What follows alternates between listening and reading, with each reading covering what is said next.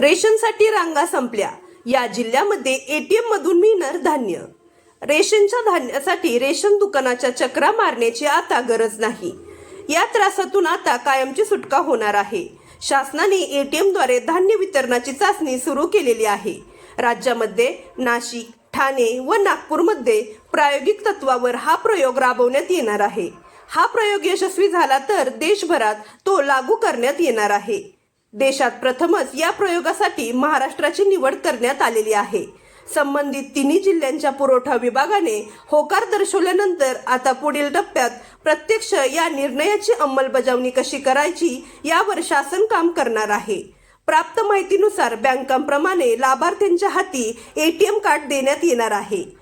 महिन्याला ठराविक कालावधीत धान्य एटीएम मध्ये जाऊन हे कार्ड स्वॅप केल्यानंतर लाभार्थ्यांना त्यांच्या रेशन कार्डवरील कोट्यानुसार रेशन उपलब्ध होणार आहे.